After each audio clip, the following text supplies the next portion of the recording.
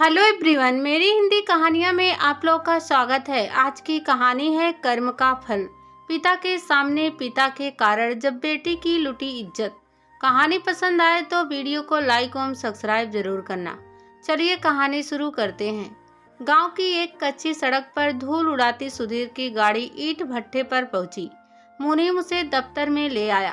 कुछ समय तक सुधीर ने फाइलें देखी, फिर मुनीम उसे भट्ठे का मुआयना कराने लगा ताकि वह भट्ठे के काम को समझ सके और सभी मजदूर भी अपने छोटे ठाकुर से परिचित हो जाए। चलते चलते सुधीर और मुनीम एक ओर गए जहां कई औरतें मिट्टी गूंथने में मसरूफ थी। सुधीर की नजर खूबसूरत चेहरे, गदराए जिस्म, नसीली आंखें और संतरे की फालों जैसी होठ वाली एक लड़की पर जा टिकी। मुनीम जी, हम पहली बार मिट्टी में गुलाब खिला हुआ देख रहे हैं। सुधीर ने उस लड़की के बदन का बारीकी से मुआयना करते हुए कहा। हुजूर, यहाँ हर रोज आपको ऐसे ही गुलाब खिले मिलेंगे। मुनीम ने भी चुटकी ली। मुनीम जी, उस लड़की को कितनी तनख्वाह मिलती है? सुधीर ने पूछा। हुजूर, वह तनख्वाह पर नहीं, 60 रुपए की दिहाड़ी पर काम करती है। मुनीम ने बताया। बस 60 रुपए हर रोज? आप इतनी कम दिहाड़ी देकर उसके हुस्न की तौहीन कर रहे हैं। सुधीर ने शिकायती अंदाज में कहा। सभी मजदूरों की दिहाड़ी दिवाली पर बढ़ाई जाती है। पिछली दिवाली पर उसकी दिहाड़ी 50 रुपए से 60 रुपए हो गई है। अगली दिवाली पर 70 रुपए कर देंगे। मुनीम ने कहा। वह लड़की कितने दिनों से यहाँ काम कर रही है? सुधीर ने पूछा। हुजूर, शशि तकरीबन 3 साल से।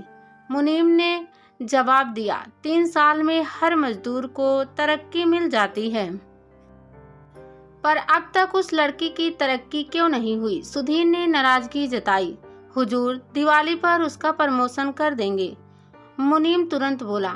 अगले पड़ाव पर काम में मसरूफ दूसरी लड़कियों पर नजर डालते हुए सुधीर बोला।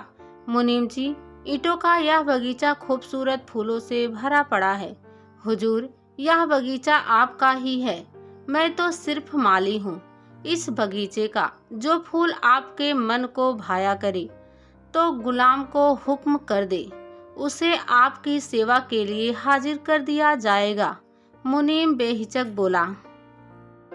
पहले तो सुधीर ने तीखी नजरों से मुनीम को देखा, फिर एक आजाद कहा मार कर बोला। आपका बड़ा पारखी दिमाग है। इतनी सी देर में आप हमारी इच्छाओं से वाकिफ हो गए। सुधीर के मुंह से अपनी तारीफ सुनकर मुनीम के चेहरे पर मुस्कान उभर आई। सुधीर बोला। मुनीम जी, हम सबसे पहले उस लड़की का प्रमोशन करना चाहते हैं जिसकी मदमस्त जवानी ने हमारे अंदर हलचल सी मचा दी है। अगले दिन मुनीम ने उस लड़की को सुधीर की हवेली में पहुंचा दिया। तुम्हारा नाम क्या है? सुधीर ने मुस्कुराते हुए पूछा। सुमन। उस लड़की ने शर्माते हुए अपना नाम बताया। सुमन का मतलब जानती हो? सुधीर ने उसकी तरफ बारीकी से नजर डालते हुए पूछा। फूल, सुमन बोली। तुम भी फूल जैसी कोमल, खूबसूरत और महक वाली हो। तुम्हारे रूप के मुताबिक ही तुम्हारा काम होना चाहिए, इसलिए तुम्हारे काम में बदलाव करके तुम्हें तरक्की दे दी गई है। अब तुम भट्ठे पर काम करने के बजाय यहाँ का काम देखोगी। सुधीर ने उसको बताया। सुमन अपने काम में मसरूफ हो गई और कुछ ही देर में सुधीर के लिए कॉफी बना लाई। कॉफी का प्याला मेज पर रखने के लिए वह झुकी तो उसके उभार बाहर झांकने लगे। सुमन जैसी ही सीधी हुई, सुधीर ने आकर उसे अपनी बाहों के घेर में ले लिया। छोटे ठाकुर, यह क्या कर रहे हैं आप? मैं गांव की लड़की हूँ और यह सब नहीं करती। सुमन सुधीर की पकड़ से निकलने की कोशिश करने लगी। सुधीर ने बाहों का घेर कस लिया और बोला। शहर में यह सब आम बात है। तुम्हारी जवानी उफनती नदी की तरह है। मैं तुम्हारी जवानी के समंदर में डूब जाना चाहता हूँ। अगले ही पल सुधीर की उंगलियां सुमन की छाती पर रेंगने लगी। ऐसा मत करो, गुदगुदी होती है। सुमन ने एक अनोखी सी आह भरी। जब सुधीर की छुअन से सुमन को मजा आने लगा तो उसने खुद को सुधीर के हवाले कर दिया। सुधीर सुमन को बिस्तर पर ले गया।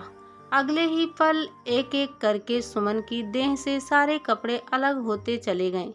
दो जवान देहों के टकराने से उठा तूफान तब थमा जब दोनों जिस्म थक कर निढाल पड़ गए। मुनीम की मदद से सुधीर की इन हरकतों को बढ़ावा मिलता रहा। एक दिन मुनीम के पैरों के नीचे की जमीन ही खिसक गई जब सुधीर की नज़र उसकी जवान बेटी पर रुकी। वह किसी काम के सिलसिले में मुनीम के पास आई थी। मुनीम जी, इस भट्टे पर हम पहली बार इस लड़की को देख रहे हैं। अब तक उसे कहाँ छिपा कर रखा था? सुधीर ने बेहिचक पूछा। छोटे ठाकुर, यह मेरी बेटी पुष्पा है। मुनीम के चेहरे का रंग उतर गया। मुनीम जी, पुष्पा हो या सुमन, एक ही बात है। दोनों का मतलब एक ही होता है, फूल। और तुम यह बात अच्छी तरह जानते हो कि हम खूबसूरत फूलों के बहुत शौकीन हैं। जो फूल हमें अच्छा लगता है उसे सूंघते जरूर हैं, सुधीर ने कहा। मुनीम का दिल धक से रह गया। उसने एक बार फिर से याद कराया, छोटे ठाकुर, पुष्पा मेरी बेटी है। सुमन भी किसी की बेटी थी, सुधीर ने ताना कसा। मुनीम को वहां से खिसकने में देर ना लगी, लेकिन उसके कानों में सुधीर के बोलने की आवाज आती रही। मुनीम जी, मेरी बातों की टेंशन मत लेना। आज मुझे शराब कुछ ज्यादा चढ़ गई है, इसलिए जबान काबू में नहीं है। मुनीम तेज कदमों से अपनी बेटी के साथ दफ्तर से बाहर निकल आया। एक दिन अनहोनी घटना घट गई। उस दिन मुनीम ईंट भट्ठे से घर लौटा तो चौंक पड़ा। मुनीम ने सुधीर को घर से बाहर निकलते देखा। मुनीम के चेहरे पर चिंता के भाव उभर आए। उसके कदम घर में घुसने के लिए तेजी से बढ़े। पुष्पा दीवार से टेक लगाए बैठी सुबक रही थी। यह नागवार नजारा देखकर मुनीम गस खाकर कटे पेड़ की तरह धड़ाम से फर्श पर गिर पड़ा। दोस्तों, मुनीम ने जिस लड़की को सुधीर के पास भेजा था वह भी तो किसी की बेटी थी, लेकिन मुनीम को समझ में नहीं आया कि मैं गलत कर रहा हूँ या सही। जब मुनीम की बेटी के साथ ऐसी घटना घटी तब मुनीम को एहसास हुआ कि यह तो मेरी बेटी है, जबकि सुमन भी किसी की बेटी थी। दोस्तों, बेटी तो बेटी होती है, चाहे अपनी बेटी हो चाहे दूसरे की। सभी बेटियों को एक तसमान देखना चाहिए। यदि मुनीम ने दूसरों के बेटी के साथ ऐसा नहीं किया होता तो आज मुनीम के बेटी के साथ ऐसा नहीं हुआ होता।